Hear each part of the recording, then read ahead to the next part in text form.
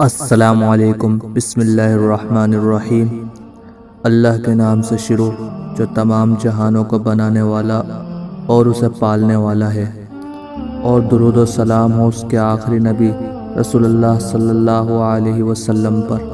اللہ تعالیٰ نے فرشتوں کو نور سے پیدا کیا، جناتوں کو آگ سے اور انسانوں کو مٹی سے پیدا کیا۔ فرشتے دن رات اللہ کی عبادت اور حمد و ثنا کرتے ہیں، اور اللہ نے انہیں جس کام پر مامور کیا ہے فرشتے اس پر عمل کرتے رہتے ہیں، اور وہ اللہ کی عبادت کرنے میں کبھی نہیں تھکتے۔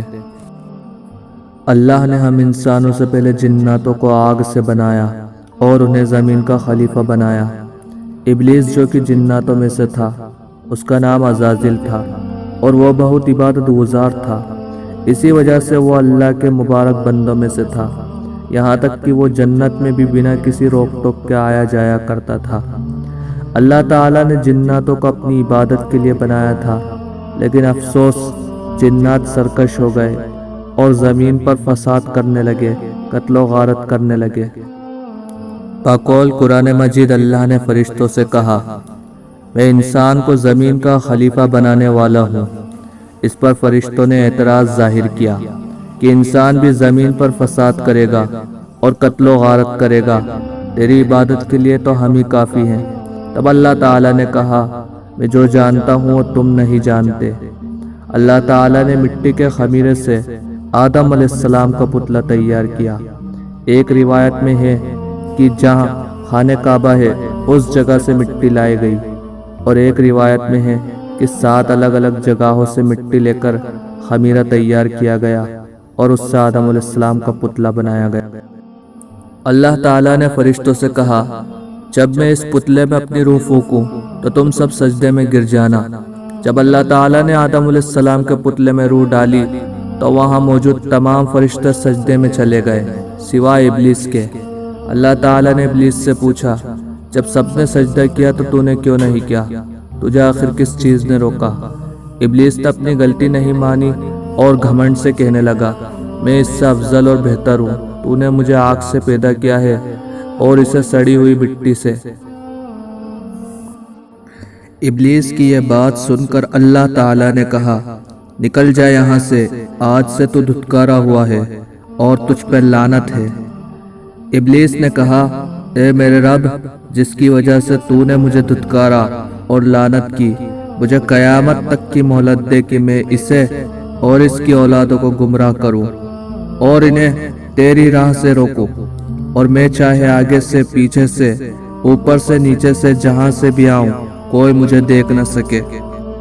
اللہ تعالیٰ نے ابلیس کی بات سن کر کہا، مجھے اپنے جلال کی قسم ہے، جا تجھے مہلت دی، لیکن میں تجھے اور جو تیری پیروی کرے گا ان سب کو جہنم میں بھر دوں گا، اور انسانوں کی رہنمائی کے لیے میں اپنے نبیوں اور رسولوں کو بھیجوں گا۔ جو بھی متقی اور پرہیزگار ہوگا اور نیک اعمال کرے گا میں اسے جنت میں جگہ دوں گا۔ عزیز دوستو، جب شیطان مردود اور لعنتی ہو گیا تو اس کے جنت میں داخلے پر پابندی لگ گئی، اب وہ جنت میں داخل نہیں ہو سکتا تھا۔ حضرت آدم علیہ السلام جب اٹھ کر بیٹھ گئے تو انہیں چھینک آ گئی، اور تب آدم علیہ السلام نے الحمدللہ کے الفاظ ادا کیے۔ اللہ سبحانہ وتعالی نے آدم علیہ السلام کو علم اور حکمت کی باتیں بتائیں۔ غرض یہ کہ آج دنیا میں جتنی بھی زبانیں، بھاشائیں یا بولیا جاتی ہیں وہ سب اور دنیا کے تمام علوم سکھائے اور تمام چیزوں کے نام بھی سکھائے۔ پھر اللہ تعالیٰ نے تمام فرشتوں کے سامنے آدم علیہ السلام کو حکم دیا، اے آدم، بیان کر جو بھی باتیں اور علم میں نے تجھے سکھائے ہیں، اگر تو سچا ہے تو۔ تب آدم علیہ السلام نے وہ ساری باتیں اور وہ سارا علم جو اللہ تعالیٰ نے انہیں سکھایا تھا سب فرشتوں کے سامنے بیان کر دیا۔ اس پر تمام فرشتوں نے ایک ساتھ کہا، پاک ہے تو اے ہمارے رب، بے شک تو جو جانتا ہے ہم وہ نہیں جانتے۔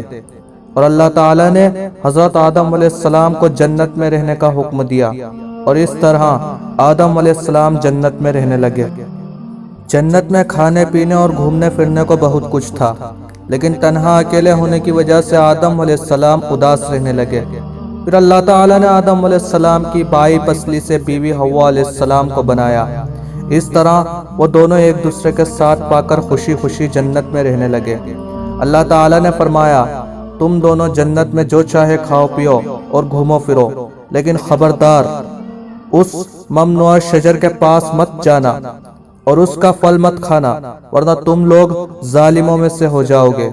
ایک روایت میں ہے کہ وہ شجر گندم کا تھا یا اس سے ملتا جلتا تھا۔ روایتوں میں آتا ہے کہ ابلیس نے سانپ کی صورت میں بی بی حوا اور آدم علیہ السلام سے ملاقات کی اور کہا میں تمہارا خیر خواہ ہوں، تم دونوں نے جنت میں اس شجر کا پھل کیوں نہیں کھایا؟ اس پر وہ دونوں بولے کہ ہمیں اللہ تعالیٰ نے اس شجر سے دور رہنے کے لیے کہا ہے، اس لیے ہم نے وہ پھل نہیں کھایا۔ جب آدم علیہ السلام سو گئے تو شیطان نے بی بی حوا کو بہکایا اور کہا اللہ تعالیٰ نے تمہیں وہ پھل کھانے سے اس لیے منع کیا ہے کہ کہیں وہ پھل کھا کر تم فرشتے نہ بن جاؤ اور ہمیشہ کے لیے جنت میں نہ رہنے لگو۔ بی بی حوا نے شیطان کے بہکاوے میں آ کر وہ پھل کھا لیا، اور جب آدم علیہ السلام سو کر جاگے تو انہیں بھی بہت اصرار کر کے وہ پھل کھلا دیا۔ جیسے ہی ان دونوں نے وہ پھل کھایا ان کا جنت کا لباس اتر گیا اور وہ دونوں شرم کے مارے اپنی اپنی شرمگاہ چھپانے لگے۔ تبھی اللہ تعالیٰ نے کہا میں نے تم سے نہیں کہا تھا کہ اس شجر کے پاس مت جانا اور اس کا پھل مت کھانا؟ تم دونوں نے اپنی جان پر ظلم کیا۔ آدم علیہ السلام کو اپنی غلطی کا احساس ہوا، انہوں نے اللہ تعالیٰ کی بارگاہ میں اپنے گناہوں کی معافی مانگی۔